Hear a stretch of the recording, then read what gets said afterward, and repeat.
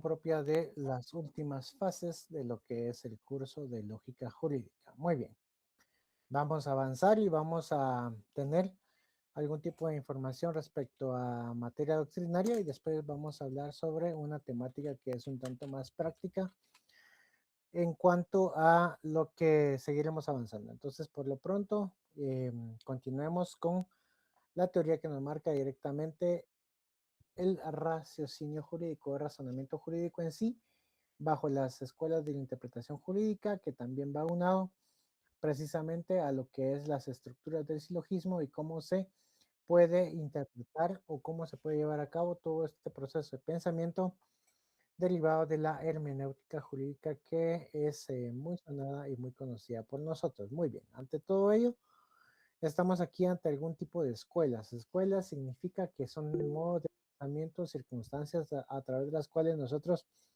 nos vamos acercando en pues la índole de analizar desde la perspectiva jurídica eh, cada uno de los contratiempos que puede existir dentro de las diferentes sociales, dentro de las diferentes etapas de la vida social.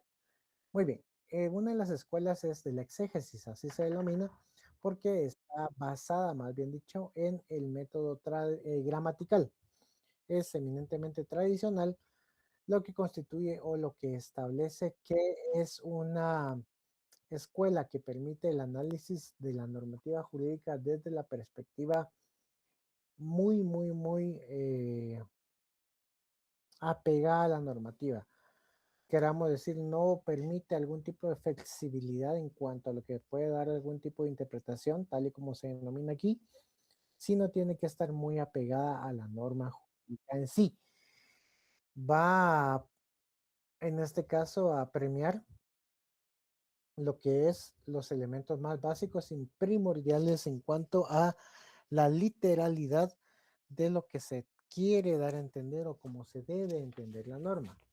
Para eso tenemos los preceptos que nos dice, todas estas escuelas que voy a ir enunciando están directamente estudiadas, señaladas y debidamente razonadas en la legislación guatemalteca. O sea que esto es directamente vinculante a lo que se relaciona con Guatemala, porque así es como está formado nuestro sistema jurídico, nuestro análisis propiamente dicho, como un conglomerado, como un todo de información que al final se hace ecléctico, que se hace un mix de situaciones bajo las cuales tenemos que nosotros estar toreando conforme a lo que se va a ir desarrollando, cómo nosotros lo vamos a ir entendiendo precisamente en su dinámica respectiva. La ley del organismo judicial es el marco perfecto para poder lograr dar este tipo de análisis en cuanto a ver cuál es la metodología de interpretación normativa. Nosotros nos vamos y nos apegamos a lo que nos dice la ley del organismo judicial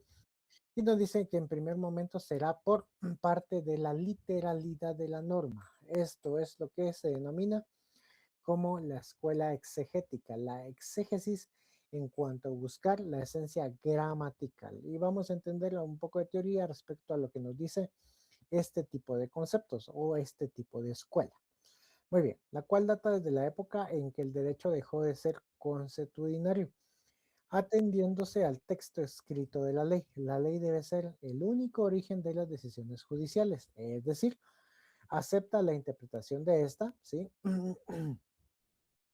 Pero solo según su texto. Esta escuela llega al extremo de sostener que el juzgador, en caso de encontrarse con leyes contradictorias, ambiguas o notoriamente insuficientes para el esclarecimiento de la voluntad del legislador, lo más prudente que puede hacer sería abstenerse de juzgar, es decir, la interpretación de la ley y por lo tanto la búsqueda de su sentido para los exégetas se refiere a la indagación de la voluntad infalible del legislador por medio de la expresión textual de la cual se vale para manifestarla en sus códigos. Muy bien, vamos a atender o vamos a establecer qué trata de decir este tipo de escuela o cómo se ilumina este tipo de pensamientos en sí.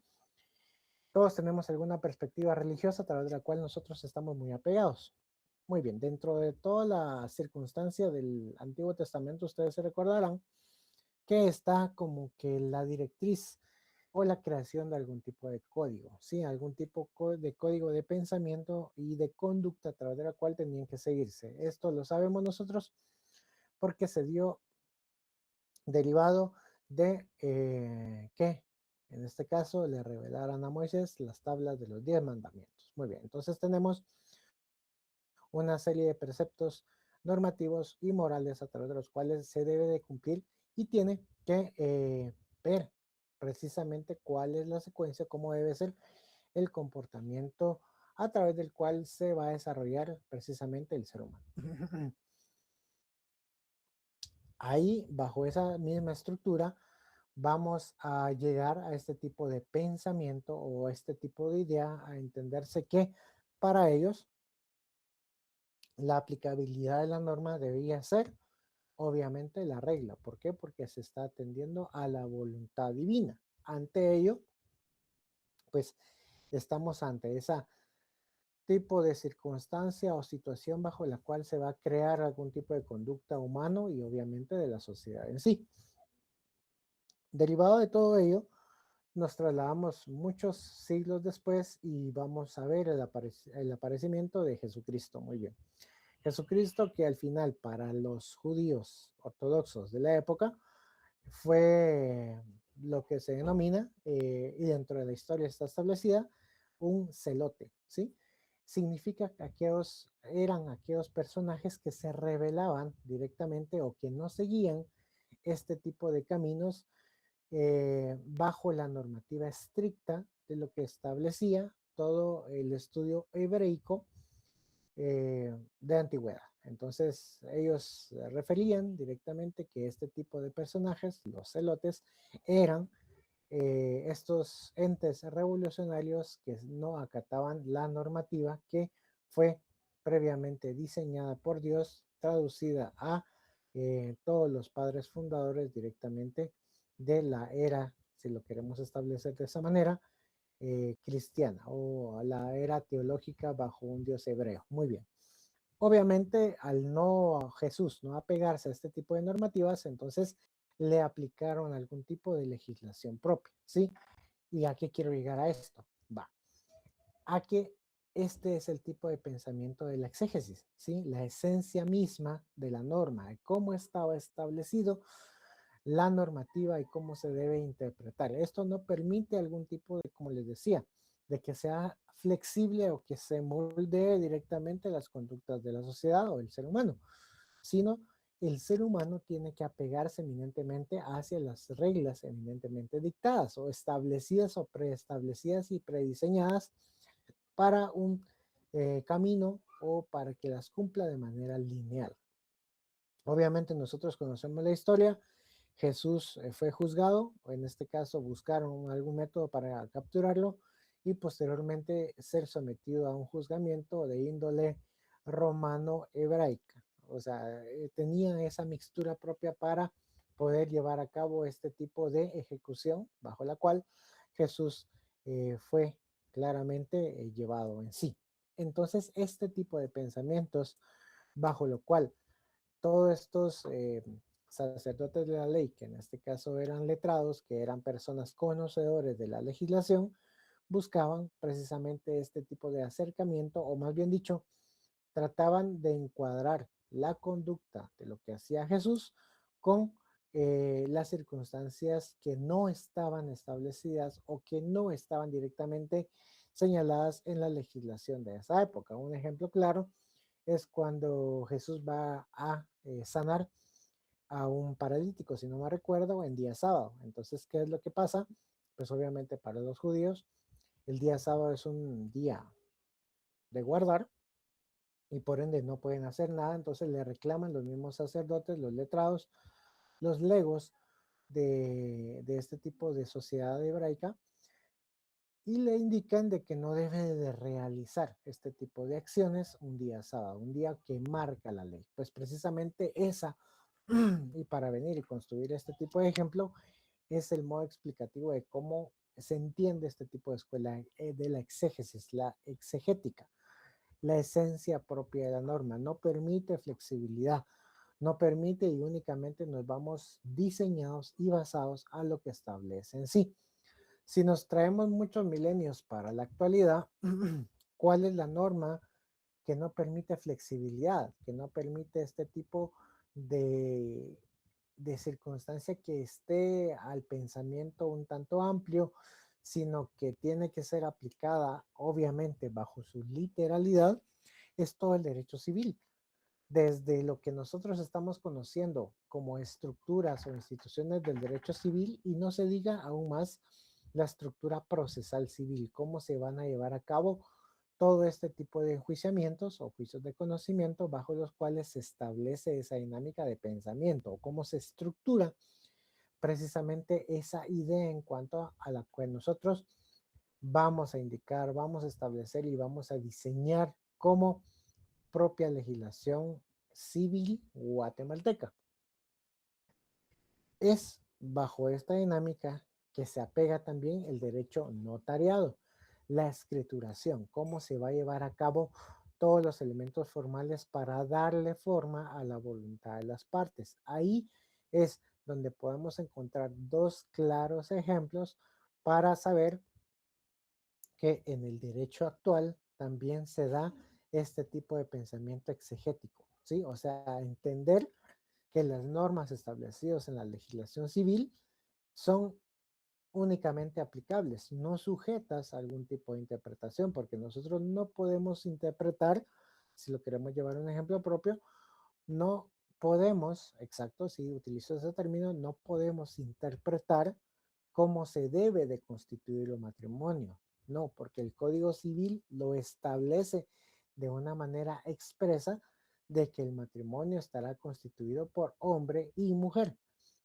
que por voluntad de ellos se unen con el ánimo de permanencia y etcétera, etcétera, etcétera. ¿Sí? Entonces no establece algún tipo de interpretación o algo que sea directamente entendible como una circunstancia flexible. Tampoco podemos venir y nosotros dar a entender o ser más amplia la idea misma de lo que es el domicilio. El domicilio, existen los diferentes tipos de domicilio, por supuesto, pero el domicilio sigue siendo uno. Esa acción no permite a los elementos propios para alterarse. Ustedes ya vieron, ya están en conocimiento propio de lo que son los derechos reales. Toda esta circunstancia propia para la creación, las obligaciones, todo esto que está la voluntad de las partes al momento de hacer algún tipo de contratos. Ahí esto es la aplicación normativa, no la interpretación normativa. Contrario a ello, vamos a ver otro tipo de materias en cuanto a quienes sí permiten esa interpretación amplia de lo que se puede entender como una figura A y como una figura B, ¿sí? Vamos a ver toda la estructura del código mercantil, que el comercio, al ser totalmente dinámico y diverso, pues obviamente van a existir algún tipo de regulación básica o general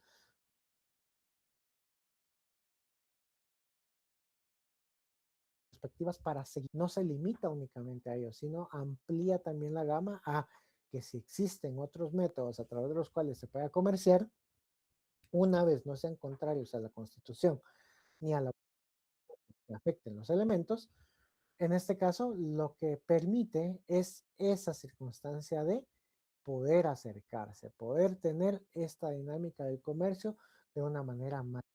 Entonces ahí es como vamos viendo circunstancias propias. El Código Penal también da interpretaciones. Si bien tenemos un parámetro mínimo de lo que se debe entender el hecho delictivo, ¿sí? La acción delictiva, pero también está sujeta a todas esas variantes que pueden existir, atenuantes, agravantes, circunstancias que no, obviamente no se permite la homologación, en este caso no se permite de que se juzgue bajo presunciones, sino sobre hechos.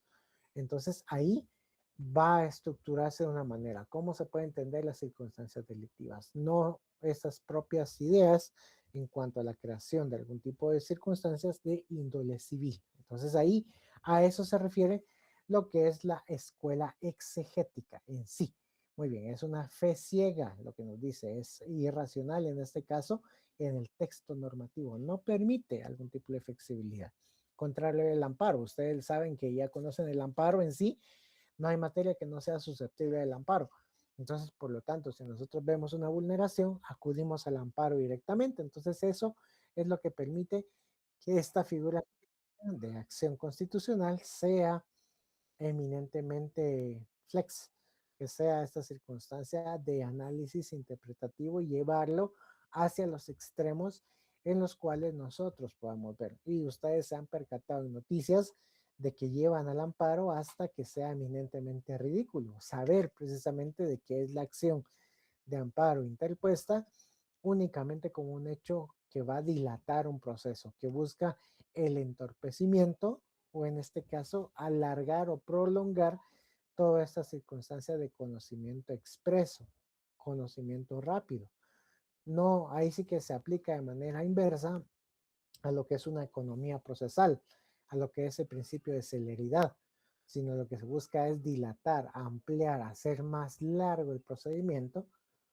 Como le digo, hay circunstancias que caben bajo este tipo de raciocinios. Entonces, esto no es escuela exegética, esto no es la exégesis. La exégesis es aplicar la normativa propiamente dicho en cuanto a lo que estamos viendo en sí. El ejemplo más claro, derecho civil y derecho notarial.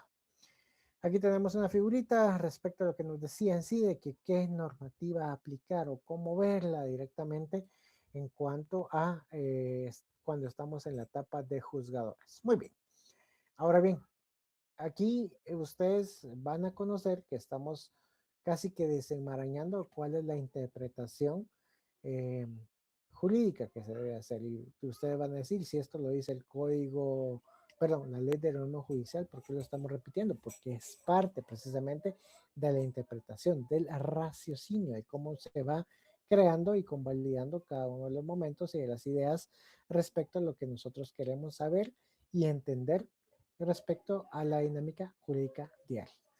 En este caso, vamos a ver lo que es la escuela histórica. Sostiene que el derecho, en un primer y esencial momento, es una expresión espontánea de costumbres y convicciones de un pueblo determinado, enmarcado en las condiciones históricas del momento, para posteriormente ser formalizada por la actividad del legislador. Vamos ante ello, no me voy a tener mucho, solamente a traer la idea respecto a cómo se formó el derecho. Ustedes ya llevaron todo lo que fue romano y en romano se dieron cuenta cómo las figuras jurídicas empezaron a surgir, cómo se dio esos movimientos primarios en cuanto a algún tipo de legislación primitiva a unas figuras jurídicas primitivas que en un momento ya están un tanto más refinadas en cuanto a su aplicación y en cuanto a la construcción de las ideas que se busca o que se entiende en sí. Este modelo interpretativo es utilizado con frecuencia en la elaboración de jurisprudencia. A este punto quiero llegar respecto a la escuela histórica. ¿Sí? Ustedes van a conocer y ustedes van a entender en sí de que está la jurisprudencia, ustedes la conocen, y la doctrina legal. Hay un debate fuerte para saber qué es doctrina y qué es jurisprudencia. Muy bien, unos dicen que la jurisprudencia son todos los fallos emitidos por las altas cortes y que en este caso cierran un caso en concreto. Y la doctrina legal, pues la doctrina es precisamente ese tipo de fallos que son uniformes o contestes que van a resolver una misma temática bajo un mismo punto de análisis en sí. Entonces, bajo este tipo de idea es donde nace la escuela histórica, ¿sí? Bajo los elementos propios de los antecedentes del caso en sí.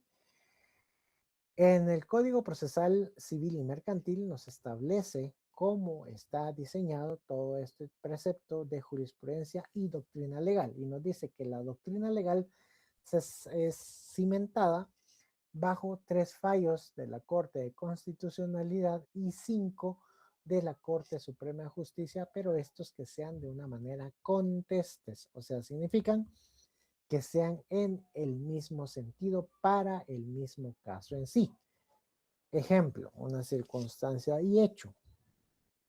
Bajo las figuras de lo que es materia civil vamos a entender de que para construir ciertos elementos en el derecho real de propiedad, pues derecho real de propiedad, si no mal recuerdo, estamos en el 494 del Código Civil, que nos indica que la propiedad la detenta quien es el que tiene en sí la cosa que se está teniendo. Obviamente tenemos un elemento en cuanto a la propiedad y a la posesión, pero en este caso es tener el justo título bajo el cual se va a refrendar este derecho frente a los demás.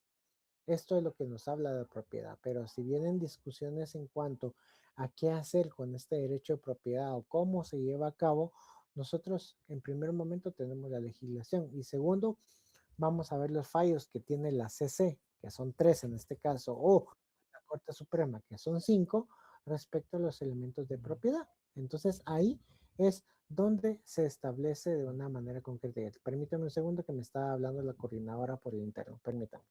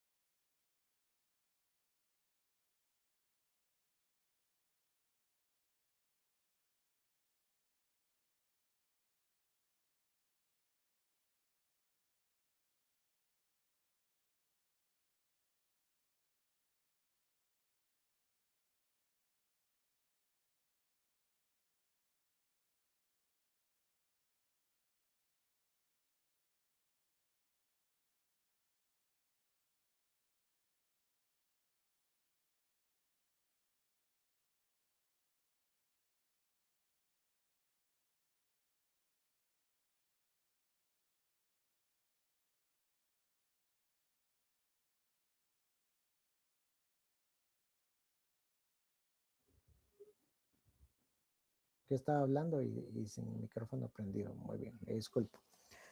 Les hacía referencia a lo que era la escuela histórica. Entonces, así es como se va desempeñando todo este tipo de circunstancia. Es a la jurisprudencia a través de la cual nosotros nos vamos a acercar. Tres fallos contestes de la CC, cinco de la Corte Suprema de Justicia respecto a un caso en concreto.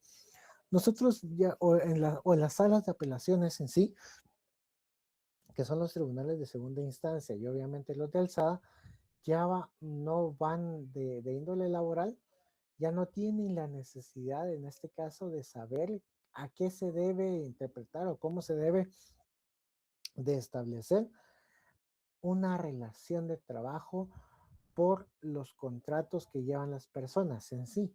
O sea, porque es tanta la cantidad de casos y es tanta la cantidad de sentencias emitidas por las salas de trabajo, por los amparos que también han sido resueltos en Corte Suprema de Justicia y de las apelaciones resueltas también por parte de la Corte de Constitucionalidad bajo esta temática de los trabajadores que están bajo contrato, pero realizan labores eminentemente bajo dependencia, es abundante que ya no es necesario recaer sobre este tipo de temáticas. Entonces, a eso se le denomina doctrina legal.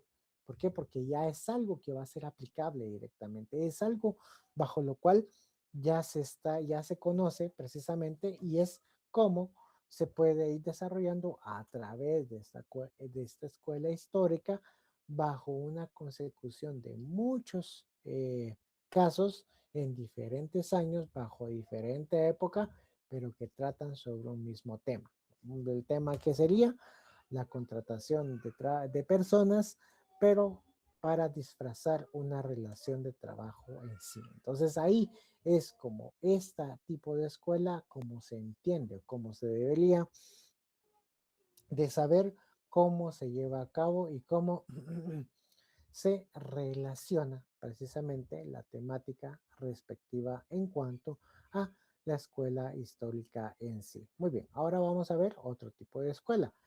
Y para este caso vamos a ver la escuela de la libre investigación científica. Si bien vamos abriendo, si lo quiero utilizar este término, vamos abriendo la cancha, porque si lo vimos, escuela exegética es totalmente cerrada, es un cuadrado directamente. Vamos a una escuela histórica que nos permite ver los antecedentes de casos anteriores para ir creando este tipo de jurisprudencia y doctrina legal cuando es aplicable directamente a los casos concretos. Ahora vamos a una escuela un tanto más amplia, bajo esa relación de saber de que el derecho es flexible, que es dinámico y que no está todo siempre regulado, sino van a existir elementos que no se encuentran bajo la dinámica social, que es muy amplia y muy rápida. En la legislación se queda muy retrasada. Entonces ahí es donde se necesitan los preceptos generales del derecho que nos permite en esta escuela de la libre investigación científica observar los elementos, plasmarlos y encuadrar las normas jurídicas o llevar a cabo las actualizaciones pertinentes para desarrollar de una mejor manera la temática a través de la cual nos estamos acercando. Muy bien, ¿y qué nos dice esta escuela de la libre investigación científica? En un contexto jurídico en donde aún predominaba la tesis exegética de la plenitud hermética y autónoma de la ley, escrita para comprender todos los elementos necesarios en la solución de cualquier situación jurídica que pudiera presentarse, y en donde la labor interpretativa de los juristas se veía reducida a la aplicación de la norma jurídica apegada al método tradicional en forma de silogismo deductivo. Ahí estamos como viendo un antecedente. Anteriormente teníamos eso, como les decía, tener esta estructura formal y cuadrada para saber de que únicamente la norma es la aplicable sin bajo el texto normativo. O sea, es lo que nos dice. Si la acción se separaba un poco o bien tenía una circunstancia, una variante, se alejaba totalmente de lo que establecía la norma y por ende no era. Pero, ¿qué fue lo que ocurrió? Vino en este momento un filósofo, eh, afirmó que el filósofo era apellido Jenny, afirmó que la ley escrita no basta para resolver problemas enmarcados en una situación histórica y social concreta. Por esa razón es necesario recurrir a otras fuentes, como la costumbre o la autoridad tradicional, pero principalmente a la libre investigación científica. Esto implica que la libre investigación científica se basará en el análisis de cuatro elementos. ¿Cuáles son estos cuatro elementos? Primero, datos previos o reales. Segundos, datos históricos. Tercero, datos o principios racionales. Y cuatro serían los datos ideales. Para entender, en este caso vamos a ir desenmarañando cuáles son estos cuatro tipos de elementos que se desarrollan bajo la idea de la libre investigación científica. El primero serían los datos previos o reales, entendidos como las condiciones de hecho que enmarcan la vida humana y son percibidas por los sentidos, como las realidades físicas, psicológicas y los hábitos sociales, los tradicionales, etcétera. Muy bien. Datos previos o reales, lo que existe en el contexto en sí. En penal, tal y como se establece, es todo el iter criminis, ¿sí? Cómo se va desenvolviendo, cómo se va creando esta idea de maldad, no podría decir maldad, sino de la buscar cómo crear algún tipo de afectación a un bien jurídico tutelado. Entonces, ante esa circunstancia, ver, entender todo lo que es el hecho criminal. Si nos vamos hacia el lado notarial, muy bien, ¿qué es lo que pasaría? Este análisis previo a lo que se busca, a la concreción de un instrumento público, este instrumento público basado e interpretado en la voluntad de las partes, cómo se debe entender, cómo se debe analizar y cómo se va a contextualizar dentro de la escritura en sí, cumpliendo con los preceptos eminentes formales de lo que nos dice el Código de Notariado. Estos son los datos previos, los reales, qué es el sentido que nos busca y qué es lo que nosotros buscamos, se busca, o en este caso, crear, formar y darle el elemento jurídico del cual buscamos y entendemos en sí. Entonces, eso es el elemento al cual estamos acercando, real. Ahora bien, los datos históricos, que sería el segundo elemento, son aquellos hechos producto de la condición dinámica de la vida humana, que determinan las condiciones sociales concretas en un tiempo y lugar específico. Datos históricos. ¿Qué es el dato histórico en sí? Si nosotros en este momento queremos llevar a cabo algún tipo de regulación aquí en Guatemala, no hablemos a nivel mundial, respecto a cómo se da la captura de información y cómo se puede llevar a cabo también los procesos de regular la aplicación o la utilización de la inteligencia artificial dentro de, por darles un contexto en sí, para el desarrollo de dinámicas formativas académicas. Es todo ello, es un producto, es un dinamismo bajo el cual se está estructurando, al cual nosotros ya estamos cercanos, ¿sí? Entonces, estamos delimitándonos precisamente en qué lo que buscamos, o en este caso lo que se buscaría con esa legislación, es regular algo que todavía está abstracto y es muy difícil de entender para aquellos de que no somos informáticos o no tenemos una formación en sí.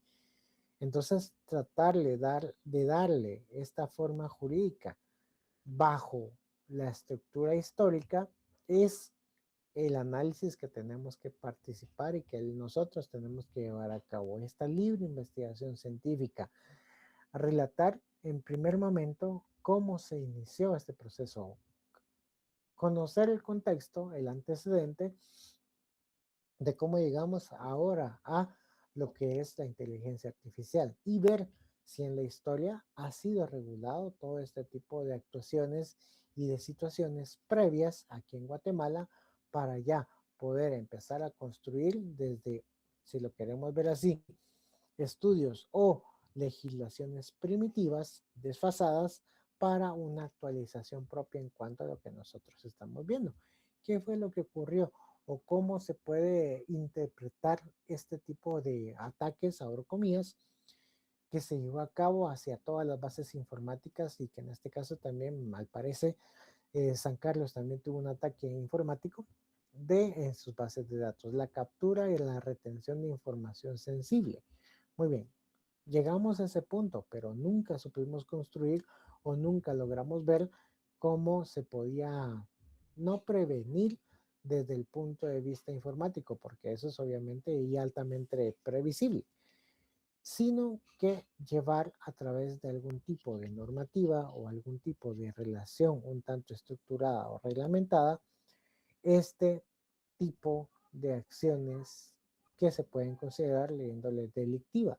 Entonces ahí, al tener el contexto o al tener la idea propia de lo que se buscaba atacar y alterar, es como se puede organizar de una mejor manera las ideas bajo una investigación propia. Para ponerles un ejemplo en sí, eh, hay un autor peruano que es Guillermo Palomino, si no me recuerdo, pero el apellido es Palomino. Hace muchos años, les estoy hablando que en él en 2002, 2005, escribió un libro, ¿sí? Él se dedica mucho, él es un doctor en Derecho, pero su especialidad es en materia laboral. Entonces, en su momento, 2002 o 2005, si no me recuerdo, él escribió un libro que se llama Su Señoría, el señor juez Robot. Muy bien. Esa fue la denominación propia. Así le puso. Su señoría, el señor juez Robot. Ese libro es muy apetecible actualmente y muy difícil, casi imposible de conseguir. Entonces, ¿qué fue lo que hizo? Este autor, bajo doctrinas, bajo pensamientos, algún tipo de circunstancias muy adelantadas a su época, como les digo, es un autor peruano, empezó a estructurar cómo se podía dar una relación para ese momento, eran circunstancias de cómputo o cómo se podía facilitar la labor de un juez al momento de emitir las sentencias. Él en su momento inicial establecía de que Si bien todos los casos son diferentes, pero se puede venir y globalizar o generalizar también bajo aspectos que siempre serán comunes.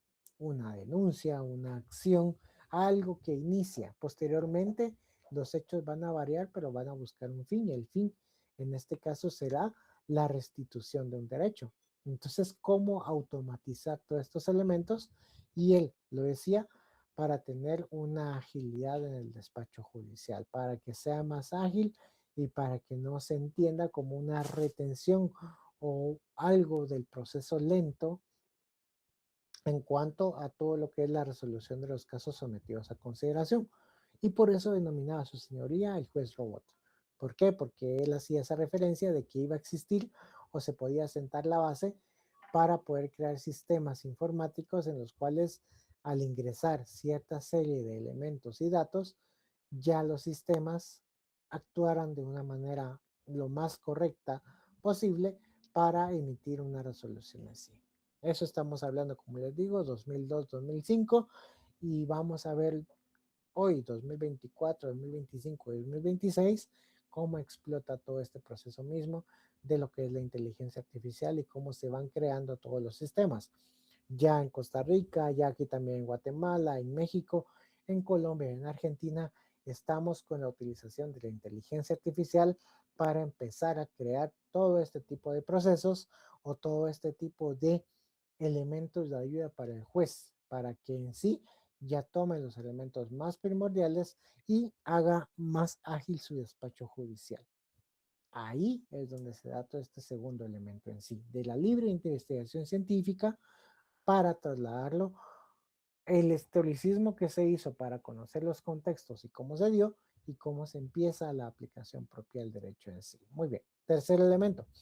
Los datos o principios racionales consisten en el conjunto de prerrogativas racionales, universales e inmutables, propios de la condición natural humana, entre las que se encuentra fuertemente arraigada la idea de justicia, el respeto a la vida, reconocimiento de la libertad, la autonomía personal, etcétera. Datos o principios racionales. Aquí lo vamos en algún tipo de estructura propia y general en cuanto a las dinámicas de lo que nos dice la Constitución Política de la República de Guatemala y también los convenios, convenciones y tratados aprobados por Guatemala que tengan relación propia con derechos humanos. Entonces es tomar los elementos más básicos, saber de que precisamente tenemos que crear algún tipo de información o basarnos directamente en este tipo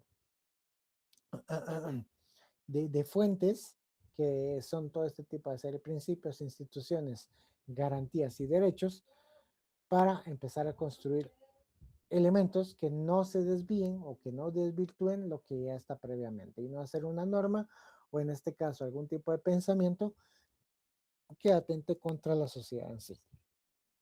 Un ejemplo que les traigo a colación también bajo este tipo de datos y principios racionales, ¿qué es lo que ocurre? Este, en otra latitud, en otro contexto jurídico, pero se está creando algún tipo de regresión. Sí, la regresión, ¿qué es lo que ocurre? Que ya eran sistemas jurídicos superados y en este caso obsoletos, pero que actualmente están volviendo a conocerse y se está teniendo todo este tipo de participación. Estoy hablando directamente. ¿Alguien conoce lo que es la AfD en Alemania? ¿Sí? Pues entonces la AfD es un partido de ultraderecha de Alemania que aboga directamente bajo los preceptos de un nacionalismo extremo, ¿sí? Si nosotros nos vamos viendo en el contexto global, internacional, obvio, vamos viendo una secuencia a través de la cual todos los gobernantes están bajo una idea de crear los elementos propios o privilegiar hacia la sociedad que representan, darle los elementos y los tópicos más elementales y más grandes hacia ese tipo de sociedad y limitando o no permitiendo el acceso hacia los otros estados o hacia los otros ciudadanos que están conviviendo en ese tipo de sociedad. Entonces, ¿qué es lo que pasa? Vamos agarrando esta idea. La AfD, Juntos por Alemania, si no me recuerdo, creo que es la traducción propia, que en este caso sería Aus for Deutschland, algo así. Este partido está inculcando precisamente todo este tipo de dinámicas relacionadas al nazismo, ¿sí? Entonces ahí lo van viendo mucho estas ideas radicales a través de los cuales los grandes dirigentes políticos de este tipo de partidos tienen sus acercamientos o sus ideas próximas hacia lo que es las ideas desfasadas del nazismo. Entonces ya lo vamos viendo en Italia también, el nacionalismo con esta Giorgia Meloni, vamos viendo a los vecinos del norte, Estados Unidos, estamos viendo también todo este tipo de circunstancias bajo las cuales se están blindando fronteras, se están blindando todo lo demás. Entonces ahí estos principios racionales que para en su momento lo que buscaban en la Declaración Universal de Derechos Humanos era que todos estuviéramos bajo esos preceptos de libertad, igualdad y fraternidad, que es lo que nos dice también la convención, es en sí lo que tenemos que entender, lo que tenemos que buscar en cuanto a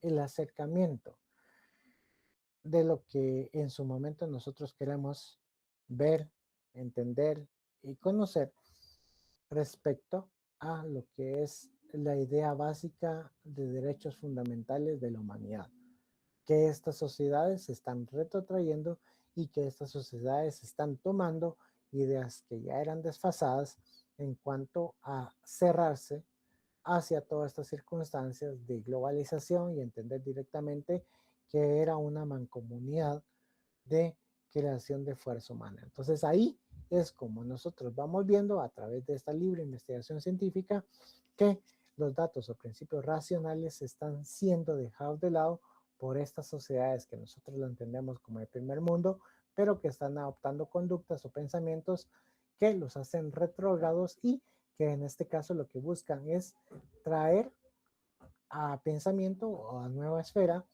ideas que en su momento ya habían sido descartadas por la misma sociedad. Y como cuarto punto son los datos ideales. Son las aspiraciones que dirigen las relaciones humanas, incluidas las jurídicas. Esas aspiraciones son cambiantes y variables según las situaciones concretas de tiempo y lugar. Muy bien, un ejemplo claro guatemalteco sería lo que va a ocurrir o lo que en este caso dejó de ocurrir en el Congreso de la República, que era o lo que se buscaba que se diera la legislación contra el lavado de dinero.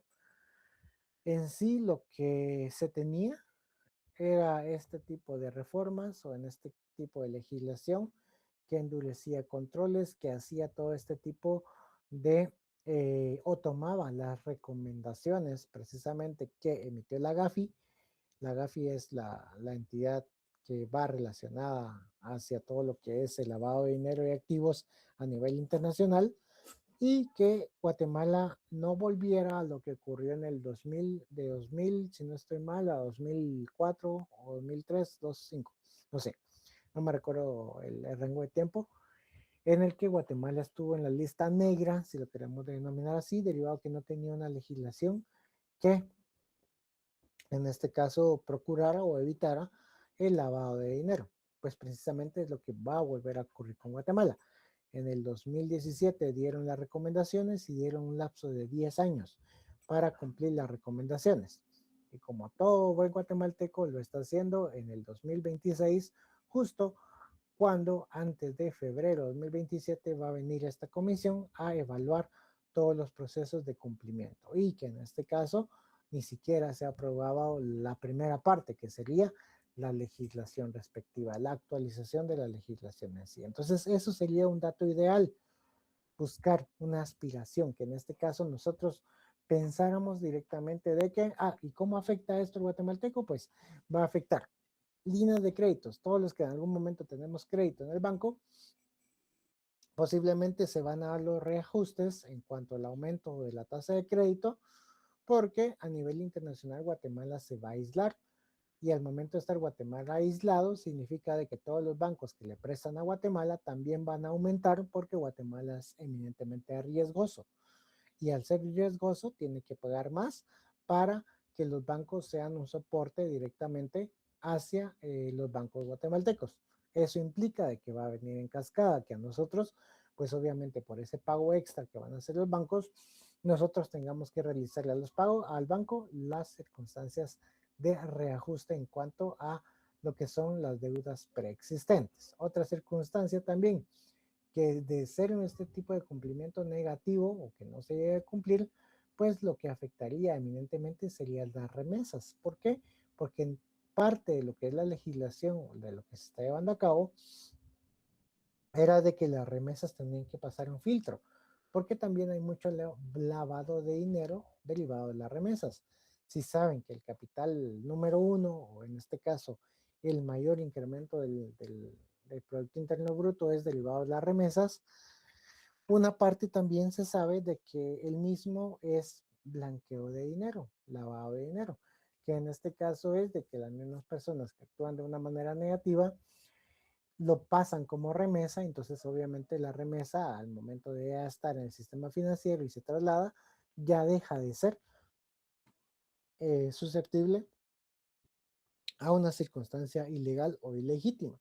Entonces las remesas también se verían afectadas porque también las entidades que emiten este tipo o las que hacen el traslado propiamente de la remesa ya no estarían en contexto propio de brindar este apoyo a los guatemaltecos y obviamente endurecería directamente la economía. Segundo, alternaría o habría que pagar una cantidad más por el trámite mismo de la remesa y estaríamos en esa situación gris, en esa lista negra para saber de que Guatemala no sería fácil para negociar, para llevar a cabo. Entonces ahí un dato ideal sería el que tenía que haberse aprobado este tipo de legislación para empezar al menos a tener de frente un documento legal que haga de soporte y en el que se establezca de que sí se va a llevar a cabo este tipo de cumplimientos. Ya que no lo tenemos, se va a volver un problema cuando venga esta comisión de la GAFI y, perdón, no se evalúe directamente como alguien que no cumple y por lo tanto sometidos a lista negra en sí. Muy bien. Otra escuela, Escuela Libre de Derecho. Es el movimiento en pro de una libre jurisprudencia. Esta escuela nace no como un conjunto sistemático de ideas, sino como un movimiento de índole académica en contra de la tesis de la plenitud hermética de los sistemas jurídicos. Escuela de Derecho Libre. Es el pensamiento amplio, directo y bajo el cual se hace toda la doctrina en sí. ¿Toman las instituciones? Sí. Muy bien, tomemos una institución del matrimonio, muy bien, pero ellos no se van a eminentemente enfrascar en lo que nos dice precisamente el Código Civil. El matrimonio viene siendo una institución por el cual un hombre y una mujer, etcétera, etcétera. Sí. Ellos dicen, no, precisamente ellos tienen ese contexto en sí. La máxima institución que vela sobre esto es la Organización de Naciones Unidas. Todo este tipo de doctrinas que se van creando, todo este tipo de pensamiento amplio, viene diseñado como una perspectiva de derecho humano ampliado, perdón, de derecho humano bajo el aspecto más que se busca abarcar de una mejor manera.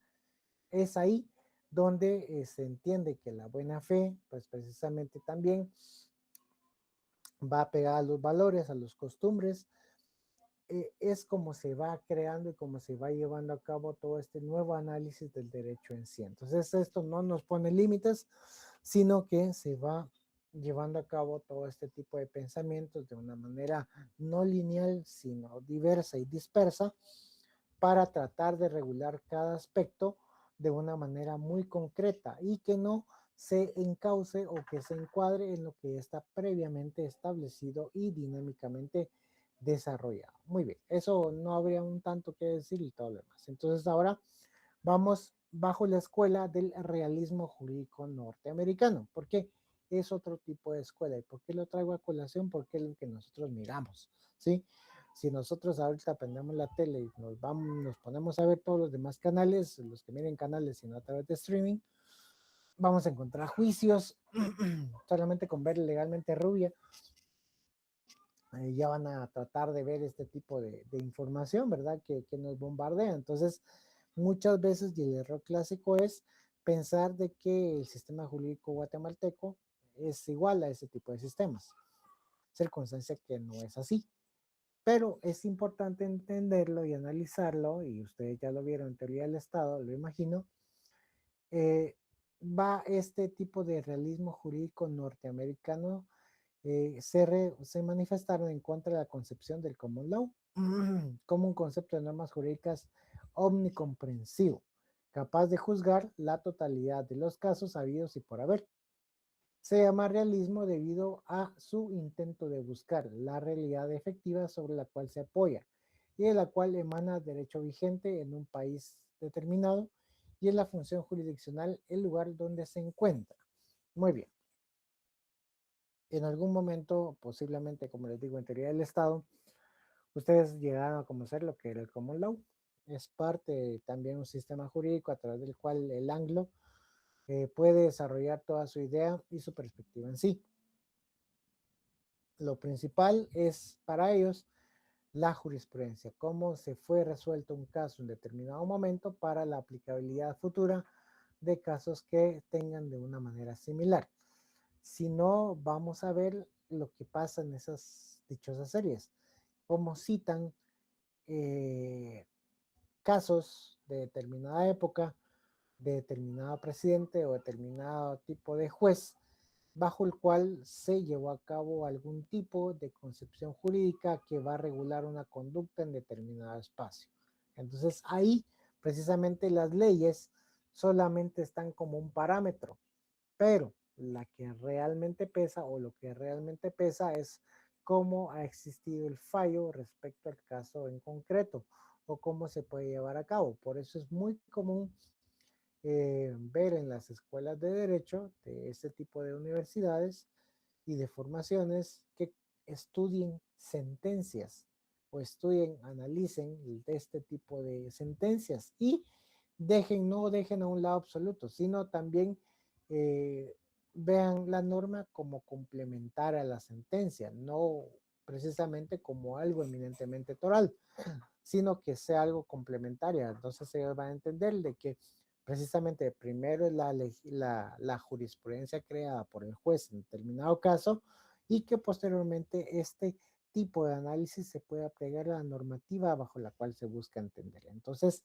es ahí directamente cómo se puede entender este tipo de realismo jurídico norteamericano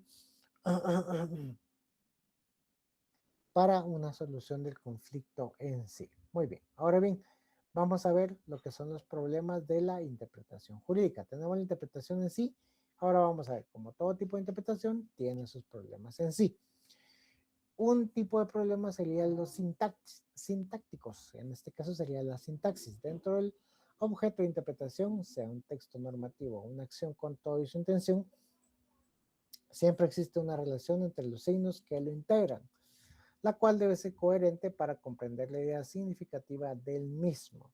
Aquí me traigo a colación lo que en su momento les decía, cuando ustedes van a estar ante una norma disyuntiva y cuando van a estar ante una norma conjuntiva, cuando la misma norma tiene algún tipo de negación y cuando la misma norma desarrolla los elementos propios que son extensivos, pero a su vez también pueden caer en elementos restrictivos. Entonces, todo este tipo de elementos en sí es lo que nos dictamina las normas propiamente dichos. Un ejemplo muy amplio respecto a la sintaxis, al problema de interpretación jurídica y sintáctico, es el artículo 16 de la ley del IVA. El artículo 16 de la ley del IVA es muy amplio, regula muchos elementos y que para ver a alguien que no muy comprenda el artículo en sí, ya en la tercera línea ya se perdió. ¿Por qué? Porque va creando muchos elementos, primero, muy técnicos y segundo, que se pueden entender hasta contradictorios de la misma norma. Pero que en sí este artículo lo hace de una manera concreta, lo hace de una manera no fácil de entender, no fácil de comprender, pero que así está diseñada para una facilidad tributaria, no para una facilidad lectora y legislativa o de aplicabilidad, no, sino es una facilidad tributaria, porque para la SAT es muy práctico aplicarlo desde esa perspectiva, pero para nosotros como abogados va a ser un tanto muy difusa de entender y comprender. Por eso es este tipo de problemas derivados de la sintaxis previamente indicado. Segundo, sería la semántica. En el derecho, no solamente se interpretan los escritos, sino también las conductas, intenciones y circunstancias. Este tipo de problemas se agrava más cuando los vocablos utilizados por el legislador son especializados, no exclusivos de la disciplina jurídica. Lo que les decía, problemas semánticos porque el legislador pensó en materia tributaria. Entonces, a quien hizo la norma fue alguien que maneja eminentemente todo el aspecto técnico tributario. Por lo tanto, no nos dejó una tarea fácil en sí para analizar todo lo que es el código tributario, la ley del IVA, la ley del ISO, la ley del ISR, etcétera, etcétera, etcétera. Desde tratar de entender qué es hecho generador, solamente con decirles esa palabra, qué se puede entender o cómo se puede llevar a cabo el hecho generador, ustedes ya entran en conflicto. ¿Por qué? Porque no saben cómo tratar de entenderlo. Pues así, muchas veces es la dinámica normativa. Y otro problema semántico en sí también lo vamos a ver cuando nosotros redactemos nuestros escritos memoriales en sí. Nosotros podemos desarrollar un contexto propio de decir los hechos y los fundamentos de derecho y las circunstancias propias de los alegatos en sí. Pero nosotros podemos haber construido alegatos, hechos y fundamentos de derechos de una buena manera. Pero al momento de concluir y nosotros realizar las peticiones o lo que nosotros de manera concreta le solicitamos al juzgador, lo hacemos de una manera difusa, abstracta, sin darnos a entender, sin saber precisamente las intenciones o circunstancias. Ahí estamos ante ese problema en sí, ante esa misma circunstancia impropia de conocer una circunstancia semántica, algo que nosotros no nos estamos dando a entender, a saber en sí. Muy bien, eso es algún tipo de relación semántica. Ahora bien, pragmática. La pragmática es lo práctico, lo que se lleva a concreto en sí, ¿verdad? El estudio de los signos de relación con el usuario se interesa por el modo en cómo el contexto concreto en donde los signos son utilizados, en donde los signos que son utilizados influyen en la comprensión del significado. El legislador, al momento de plasmar la norma jurídica en el papel, debe buscar ser lo más específico posible, no solamente en el significado de las palabras, sino incluso en las implicaciones, circunstancias a donde han de aplicarse. Entonces es ver el contexto general. Ese es el efecto propio de crear una normativa en sí. Ya vimos la norma que vimos precisamente a lo que se da el subsidio. Hablaba o se estableció de una manera concreta o real, pero el reglamento en sí lo desarrolló de mejor manera. Muy bien. Problema lógico. Los problemas lógicos están relacionados con cuestiones ubicadas dentro del campo de la lógica formal en relación con la correcta estructura del pensamiento y con los principios de coherencia normativa, que concibe al sistema jurídico como un todo unitario. Vamos a analizar cuáles son las ideas propias, cómo se entienden los principios jurídicos del derecho para entender este tipo de normativas y la relación propia que nos estamos acercando y viendo dentro de la perspectiva. Así, aquí una gráfica propiamente en cuanto al problema de interpretación que nosotros estamos teniendo en sí. Vamos a lo que les decía, la interpretación de la ley, artículo 10, precisamente la ley de la norma judicial. ¿Y qué nos dice? ¿O qué nos establece? Las normas se interpretarán conforme a su texto, según el sentido propio de sus palabras. Bajo el sentido propio de sus palabras, ahí vamos a tener que poner entre paréntesis, pero el diccionario de la Real Academia de la Lengua Española. Entonces ahí está el sentido propio de su palabra, a su contexto y de acuerdo con las disposiciones constitucionales. El conjunto de una ley servirá para ilustrar el contenido de cada una de sus partes, pero los pasajes oscuros de la misma se podrán aclarar teniendo el orden siguiente. Aquí nos dice un orden para el análisis en sí. Finalidad y espíritu de la misma. La historia fidedigna, las disposiciones de otras leyes, al modo que parezca más conforme a la equidad y a los principios generales del derecho. Este es un artículo muy conocido, pero que aquí nos marca lo que es la interpretación normativa en sí. Muy bien. ¿Y cuáles son los métodos de estudio del razonamiento jurídico?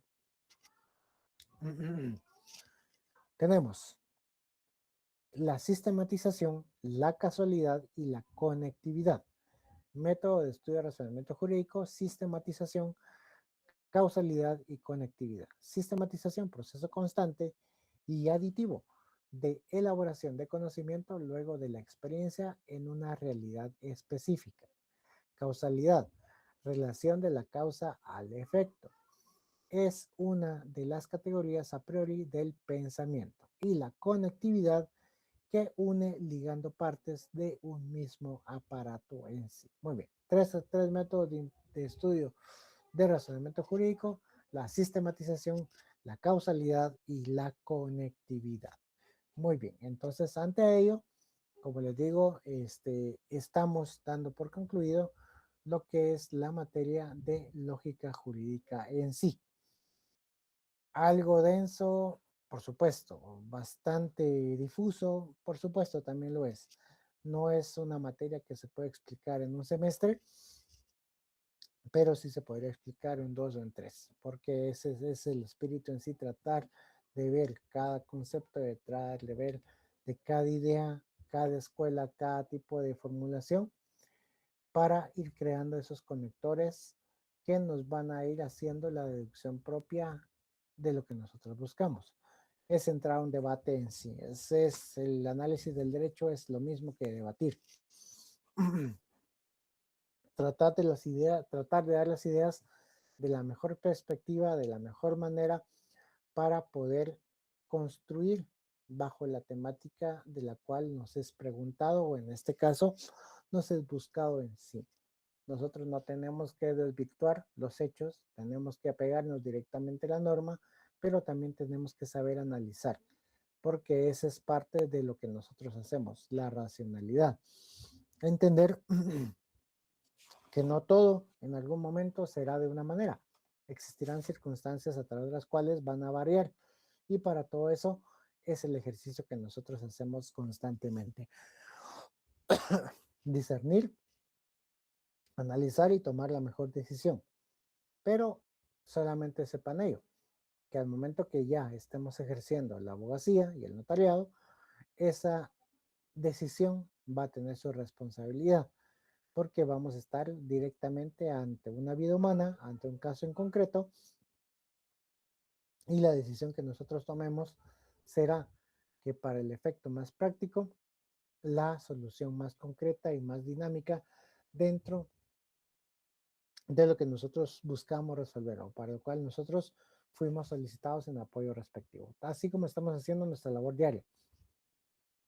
Ahorita en este caso la etapa estudiantil, posteriormente la personal y después la profesional. Entonces, bajo ese tipo de parámetros es como nosotros nos tenemos que guiar y nos tenemos que tener de una manera concreta y respectiva. Entonces, por mi parte, fue un gusto haber compartido con ustedes.